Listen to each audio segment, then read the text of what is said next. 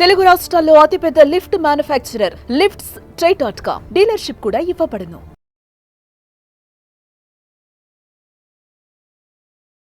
నమస్తే, నేను Keshav. Welcome to Suman TV.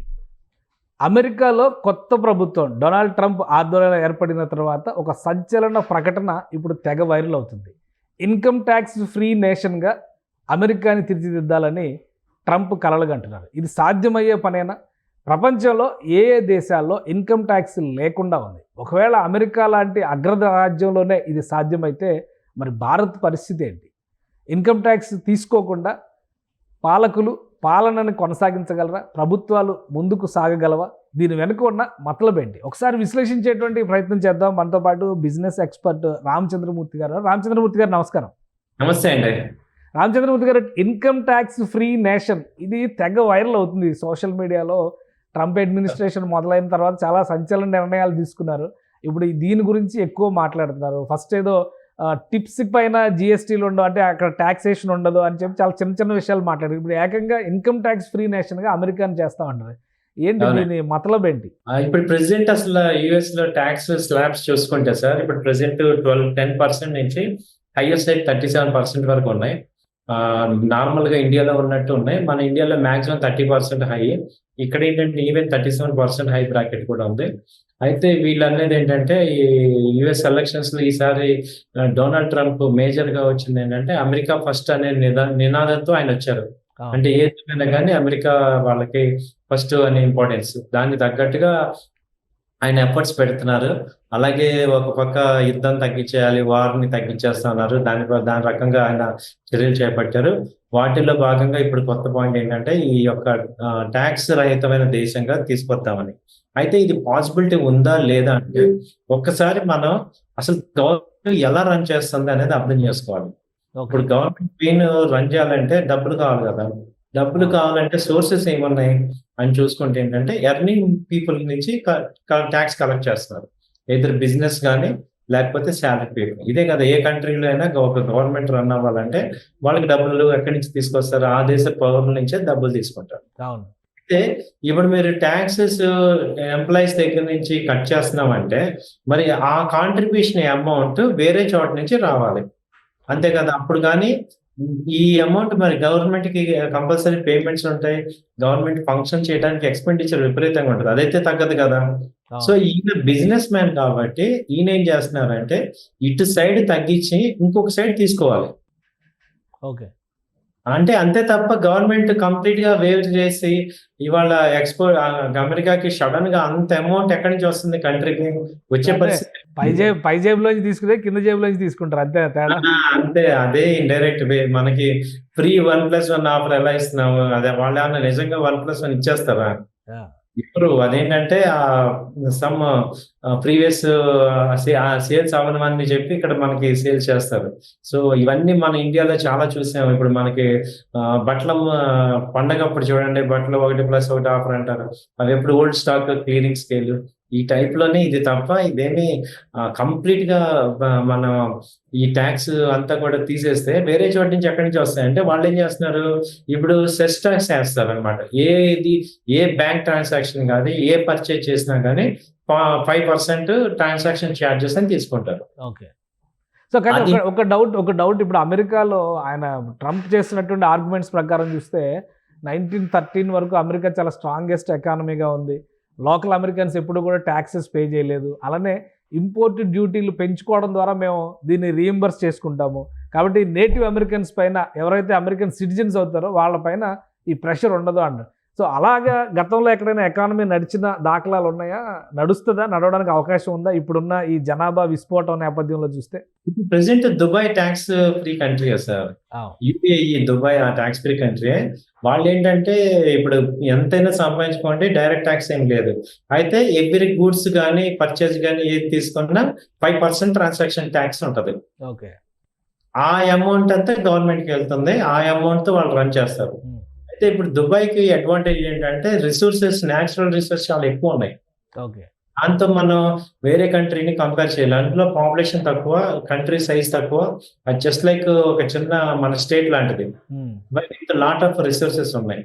Okay. అయితే మనం యుఎస్ ని కంపేర్ చేసుకుంటే యుఎస్ లో ఇప్పుడు ఆయన ఈ మోడల్ అక్కడ పెడదామని చూస్తున్నారు. అయితే ఇదే జరుగుతుంది. ఆయన ఏంటంటే ఈ డైరెక్ట్ ట్యాక్సెస్ తీసేసి బ్యాంక్ ట్రాన్సాక్షన్ ఛార్జెస్ పెట్టుకుంటే ఏ ట్రాన్సాక్షన్ జరిగినా 5% గవర్నమెంట్ కి అనుకున్నాం అనుకోండి, ఇంకా ట్యాక్స్ ఎందుకు? ఓకే. సేమ్ ఇప్పుడు కూడా అప్లై చేయొచ్చు. ఆ, ఆ. ఇండియాలో కూడా మీరు ఎవరికి డబ్బులు పంపించండి లేదా ఏదైనా కొనండి, బ్యాంక్ ద్వారా చేయండి, లేకపోతే ఎనీ ట్రాన్సాక్షన్ 5% ట్యాక్స్ అనుకోండి, అది చాలా ఎక్కువ అమౌంట్ వెళ్ళిపోతాయి ఓకే. గవర్నమెంట్. సో అంటే ట్యాక్స్ ఫ్రీ అమెరికా అయితే ట్యాక్స్ ఫ్రీ ఇండియా కూడా సాధ్యమే అంటారా? అదే మోడల్ అన్నిటికీ. అయితే అదేంటంటే న్యాచురల్ గా చూస్తే ఏమవుతుందంటే ఒక 1 year 2 years తర్వాత కనుక చూస్తే దాన్ని ఎవరు కూడా ఒప్పుకోరు అనమాట. ఈ ట్యాక్సే కట్టడం బెటర్ అంటారు. ఓకే. అండ్ ప్రతిదానికి ఎక్కువ ట్యాక్సెస్, ఇంకెక్కువగా ట్యాక్సెస్ కట్టాల్సి వస్తుంది. దాంతో పాటు ఈ ఇన్ఫ్లేషన్ ఇంకెక్కువ పెరిగే ఛాన్సెస్ ఉంటుంది. ఓకే. కాబట్టి ఏంటంటే మా పాయింట్ ఆఫ్ వ్యూలో ఇప్పుడు దుబాయ్ చూసాము. దుబాయ్ ని ఆల్రెడీ ట్యాక్స్ ఫ్రీ కంట్రీ అంటాం, కానీ అక్కడ ఎక్స్పెన్సెస్ కానీ కాస్ట్ ఆఫ్ లివింగ్ కానీ మళ్ళీ అడిషనల్ చార్జెస్ కానీ ఎక్కువ ఉంటాయి. దాని ద్వారా ఎక్కువ మనకి గవర్నమెంట్ కి ఎక్కువ మనీ వస్తుంది. ఓకే. సో ఇండియాలో ఇప్పుడు బడ్జెట్ పెట్టబోతున్నారు. బడ్జెట్ మీద కూడా చాలా స్పెక్యులేషన్స్ ఉన్నాయి. ఇన్కమ్ ట్యాక్స్ స్లాబ్స్లో చేంజెస్ వస్తున్నాయి, కొత్త కొత్త రివిజన్స్ రాబోతున్నాయి.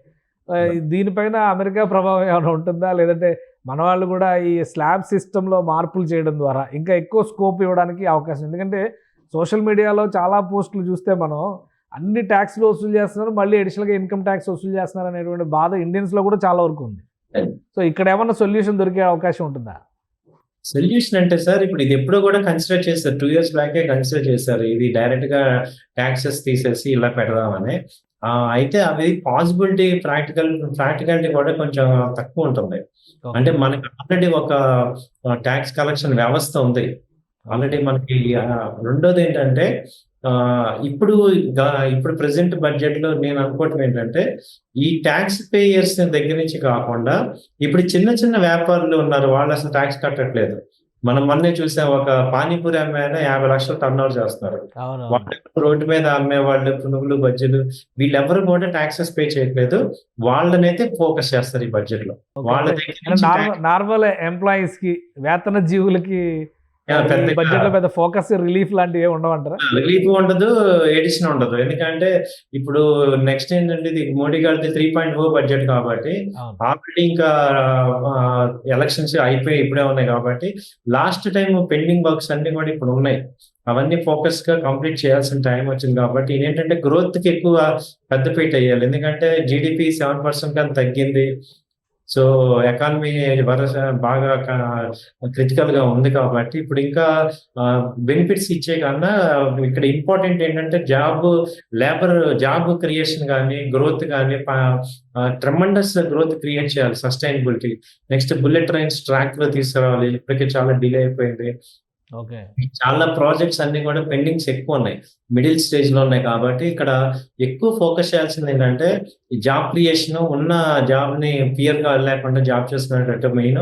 ఆ తర్వాత ఇన్ఫ్లేషన్ తగ్గించడం, గ్రోత్ ని పెంచడం, ప్రాజెక్ట్స్ తీసుకురావడం, వీటి మీద ఎక్కువ గ్రోత్ మీద ఎక్కువ పెట్టాలి. ఈ సబ్సిడీస్ కానీ వీటిని అయితే పెట్టే పరిస్థితి లేదు. ఇక 2 ఏళ్ళ దాకా కూడా ఛాన్స్ లేదు. ఎందుకంటే next 2 years last budget elections ముందు 2 years వాళ్ళు అప్పుడు పెడతారు తప్ప ఈ 3 years కూడా ఎక్స్పెక్ట్ చేయడానికి లేదు. నిజంగా అదే కరెక్ట్. ఎందుకంటే మనకి అంతా కూడా ఇప్పుడు 1 trillion ఎకానమీకి రావాలి మనం. సో కాబట్టి ఏంటంటే ఎక్కువ జాబ్ క్రియేషన్ కానీ ఈ మిడిల్ క్లాస్ వాళ్ళకి మనకి ముందు ఎంప్లాయ్మెంట్స్ ఇవ్వటం. ఎందుకంటే ఇప్పుడు ఐటీ సెక్టర్ వీక్ అయిపోతుంది, ఫార్మా సెక్టర్ వీక్ అయిపోయి, ఎక్స్పోర్ట్స్ తగ్గిపోతున్నాయి. కాబట్టి వీటన్నిటికీ సొల్యూషన్స్ కంపల్సరీ బడ్జెట్ ఇవ్వాల్సిందే. ఆ ఫోకస్ ఎక్కువ కనపడుతుంది. బడ్జెట్ సెషన్ తర్వాత మోడీ గారు అమెరికా వెళ్తున్నారు, ఫస్ట్ ట్రంప్ ని కలవబోతున్నారు అనే ఒక చర్చ కూడా నడుస్తుంది. అక్కడ ఇన్కమ్ ట్యాక్స్ పాలసీస్ కి, ఇక్కడ ఇన్కమ్ ట్యాక్స్ పాలసీస్ కి ఏమన్నా పొంతన ఉందా? అక్కడ జరిగేటువంటి వాటిని బట్టి ఇక్కడ మార్పులు చేర్పులకు ఆస్కారం ఏమైనా ఉంటుందా? ఉంటుందండి. ఎందుకంటే వాళ్ళు ఇంప్లిమెంట్ చేశారు అంటే ఒక 1-2 years తర్వాత అయినా దాంట్లో మంచి చెడు తీసుకొని ఇక్కడ ఇంప్లిమెంట్ చేసే అవకాశాలు ఉన్నాయి. ఎందుకంటే ఇప్పుడు ట్రంప్ సెకండ్ టైం వచ్చారు కాబట్టి ఆయన కొత్త తరహాగా ఉంటుంది. ఆయన ఏంటనేది ఇప్పుడు ఒక్కో 2 వర్షన్స్ ఉన్నాయి దీనిలో. ఇప్పుడు ఒక 6 నెలలు మాట్లాడేసి ఆ తర్వాత కామ్ అవుట్ అనేది ఒక పాలిసీ. నిలబడటం అనేది ఇంకోటి. ఇదంతా మనకు తెలియాలంటే ఒక 6 మంత్స్ అయితే గానీ ఒరిజినాలిటీ రాదు ఆ పాలిసీలు ఇవన్నీ గూడా. రైట్. ఇప్పుడు ఆర్డర్ సైన్ చేయటం వేరు, దాన్ని ఇంప్లిమెంట్ చేయటం వేరు. రైట్. సో, ఆయన గూడా ఏంటంటే పెద్ద బిజినెస్ మ్యాన్, మార్కెటింగ్ మ్యాన్. కాబట్టి ఆయన ఏంటంటే ఫస్ట్ ఆ ఇంప్రెషన్‌ని అలా మెయింటైన్ చేస్తున్నారు గానీ, అన్నీ చేస్తారని అయితే పాసిబిలిటీ జరగాలని చూడాలంటే ఒక 6 మంత్స్ వెయిట్ చేయాలి. రైట్. So, right. ఇప్పుడేం జరగవు. రైట్. థ్యాంక్ యూ రామచంద్రమూర్తి గారు మీ అభిప్రాయాలు తెలియజేసినందుకు. ఇది డొనాల్డ్ ట్రంప్ తీసుకున్నటువంటి ట్యాక్స్ ఫ్రీ విధానంలో కొన్ని మతలబులు ఉన్నాయి. ట్యాక్స్‌ల్ని రిలీఫ్ చేస్తూ మరోవైపు నుంచి సెస్‌ల రూపంలో వసూళ్లు మాత్రం ప్రభుత్వాలు వదిలిపెట్టేటువంటి అవకాశాలు ఉండవు. ఎందుకంటే పాలనా వ్యవస్థ నడవాలంటే ఆర్థిక ఇంధనం అత్యవసరం అని చెప్పని రామచంద్రమూర్తి గారు చెప్తున్నారు. అలానే భారతదేశంలో ఈసారి బడ్జెట్‌లో పెద్దగా రిలీఫ్ వచ్చే అవకాశం వేతన జీవులకు లేకపోయినా కానీ అమెరికాలో అమలు చేయబోయేటువంటి ఆర్థిక సంస్కరణలు, ముఖ్యంగా టాక్సేషన్ పాలసీ రిఫార్మ్స్ ప్రభావం భారతదేశం పైన కూడా ఉండడానికి అవకాశం ఉంటుందని ఆయన విశ్లేషిస్తున్నారు. ఇది special discussion. Keep watching. Suman టీవీలో మీ పర్సనల్ అండ్ బిజినెస్ ప్రమోషన్స్ కోసం కింది నెంబర్కి కాంటాక్ట్ చేయండి.